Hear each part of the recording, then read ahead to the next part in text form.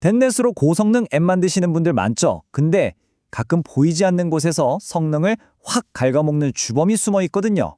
오늘 바로 그 녀석의 정체를 파헤쳐보고 어레이풀이라는 아주 명쾌한 해결책까지 한번 알아보겠습니다. 다들 한 번쯤은 겪어보셨을 거예요. 정말 잘 돌아가던 내 고성능 단넷 앱이 갑자기 뚝 하고 멈추는 그 답답한 순간 말이죠. 왜 이러는 걸까요? 자, 범인은 바로 메모리 안에 숨어 있을 가능성이 아주 높습니다. 우리 다 같이 탐정이 되어서 이 미스테리한 멈춤 현상을 한번 추적해 보자고요. 첫 번째 단서는 바로 단넷이 메모리를 관리하는 방식, 그 안에 숨어 있습니다. 오늘 우리가 같이 살펴볼 내용인데요. 먼저 단넷에 숨겨진 성능 문제가 뭔지 알아보고 그 범인으로 지목된 대형 개체 힙에 대해 파헤쳐 볼 겁니다. 그리고 이 문제를 해결해줄 어레이풀을 알아보고 이게 진짜 효과가 있는지 벤치마크로 증명도 해볼 거고요. 마지막으로 어떻게 써야 하는지, 뭘 조심해야 하는지까지 싹 다 알려드릴게요. 좋습니다. 그럼 첫 번째 장부터 시작해 볼까요? 바로 단넷에 숨겨진 성능 문제, 가비지 컬렉터입니다. 이 가비지 컬렉터, 줄여서 GC라고 부르는데 이게 생각보다 되게 똑똑해요.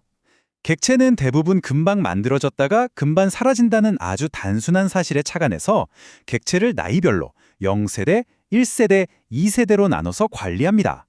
이렇게 하면 특히 젊은 애들, 그러니까 0세대 메모리 정리는 진짜 눈 깜짝할 사이에 끝나거든요. 아주 효율적이죠. 근데 여기서 우리가 딱 하나 기억해야 할 중요한 게 있어요. 바로 0세대, 1세대 청소는 엄청 빠른데 이 험난한 세상을 다 겪고 살아남은 늙은 객체들, 즉 2세대를 청소하는 건 이건 정말 느리고 비용이 많이 드는 작업이라는 겁니다. 이게 바로 우리 앱을 멈추게 하는 주범이 될 수 있어요. 그러니까 어떻게든 이 2세대 컬렉션은 피하는 게 상책입니다. 자, 그럼 대체 누가 자꾸 이 비싼 2세대 컬렉션을 일으키는 걸까요? 이제 진짜 범인을 만나러 가보시죠. 바로 대형 개체 힙, LOH입니다. 바로 이 녀석입니다. 보통 85,000바이트, 그러니까 85kB가 넘는 큰 객체들은요, 0세대, 1세대 이런 거 다 건너뛰고 대형 개체 힙이라는 특별 관리 구역으로 바로 보내져요. 그리고 여기에 들어가는 순간 이 객체는 나이에 상관없이 무조건 2세대 딱지를 받게 됩니다. 태어나자마자 노인 취급을 받는 거죠. 네, 바로 이 그림이 핵심 관계를 보여주는데요. LOH에 뭔가를 할당한다. 이건 곧 2세대에 할당하는 것과 똑같은 의미입니다.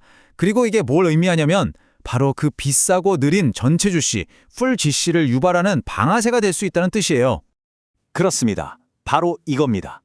전체 가비지 컬렉션이 한번 돌면 우리 애플리케이션 전체가 그냥 멈춥니다.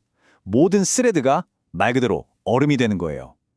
우리가 겪었던 그 미스테리한 멈춤 현상의 범인이 바로 이 녀석이었던 거죠. 그럼 이 성능 도둑을 어떻게 잡아야 할까요? 걱정 마세요. 우리에겐 해결사가 있습니다. 바로 어레이풀이죠. 자, 비교를 한번 해볼까요? 왼쪽이 기존 방식이에요. 뉴 바이트로 10만 바이트짜리 배열을 만들죠? 그럼 바로 LOH로 직행해서 GC를 유발합니다. 근데 오른쪽 풀링 방식은 달라요. 어레이풀.렌트를 써서 이미 만들어져 있는 배열을 그냥 빌려오는 겁니다. 새로 할당하는 게 아니니까 GC가 일어날 일이 없죠. 이 패턴을 보세요. 정말 간단하죠? 배열이 필요하면 렌트로 빌리고 다 썼으면 리턴으로 반납하면 끝입니다. 여기서 진짜 중요한 건 혹시 중간에 에러가 나더라도 무조건 반납은 해야 하니까 보시는 것처럼 꼭 파이널리 블럭 안에서 리턴을 호출해줘야 한다는 거예요. 이것만 기억하시면 됩니다. 자, 그럼 이제 증거를 봐야겠죠? 그래서 얼마나 빨라지는데 궁금하시잖아요. 벤치마크 데이터로 확실하게 보여드리겠습니다. 먼저 작은 배열부터 볼게요. 1000바이트, 그러니까 LOH 기준보다 훨씬 작죠? 이때는 그냥 새로 할당하는 거나 풀에서 빌려오는 거나 평균 시간을 보면 거의 차이가 없습니다. 둘 다 GC도 없고요. 여기까지는 괜찮아요. 하지만 크기를 10만 바이트로 늘려서 LOH 기준을 넘어가면 결과가 완전히 달라집니다. 그냥 할당하는 방식 엘로케이트는 평균 시간이 449나노초가 걸렸고 2세대 GC가 무려 24번 넘게 일어났어요. 근데 어레이풀을 쓴 건 어때요? 시간은 46나노초, GC는 한 번도 안 일어났습니다. 성능 차이가 거의 10배 가까이 나는 거죠. 엄청나죠? 네, 이 데이터가 모든 걸 증명합니다. 풀링을 쓰면 배열 크기가 어떻든 간에 성능이 빠르고 예측 가능하고 무엇보다 GC가 일어나지 않는다는 것.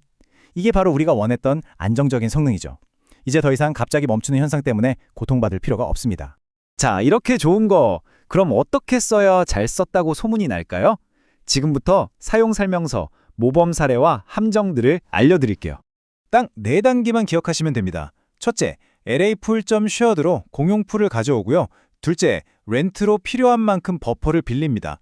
셋째, 빌린 버퍼를 사용하는데 이때 내가 요청한 것보다 좀 더 큰 배열이 올 수도 있다는 점은 기억해두세요. 그리고 마지막, 제일 중요한 넷째, 다 썼으면 무조건 무슨 일이 있어도 finally 안에서 리턴으로 반납해야 합니다.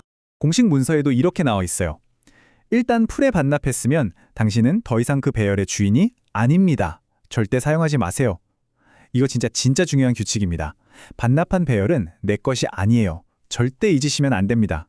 그리고 몇 가지 조심해야 할 함정들이 있습니다. 첫째, 풀이 감당할 수 있는 최대 크기, 보통 1메가 정도인데 그거보다 더 큰 배열을 달라고 하면 그냥 뉴로 새로 만들어줘요. 그럼 풀링을 쓰는 의미가 없겠죠? 그리고 웬만하면 직접 풀 만들지 마세요. 잘못하면 LOH에 쓰레기만 쌀 수 있거든요. 그냥 기본으로 제공되는 array풀.shared를 쓰시는 게 제일 안전하고 좋습니다. 자, 그럼 오늘 내용의 핵심만 딱딱 짚어서 다시 한번 정리해 볼까요? 첫째, 85kB가 넘는 대형 배열은 LOH로 간다. 둘째, LOH 할당은 우리 앱을 멈추는 full GC를 일으킨다. 셋째, array풀은 배열을 재사용해서 이걸 막아준다. 넷째, 웬만하면 array풀.shared를 쓰자. 그리고 마지막, 가장 중요한 거, 빌렸으면 꼭 반납하자. 이 5가지만 기억하시면 됩니다. 자, 이제 여러분의 코드를 한번 들여다볼 시간입니다. 내 코드 어디에서 new byte ARL 같은 대형 배열 할당이 불필요하게 반복되고 있을까요? 오늘 당장 그 부분을 찾아서 array풀.length로 바꿔보는 건 어떠세요? 아마 생각보다 훨씬 큰 성능 향상을 경험하게 되실 겁니다.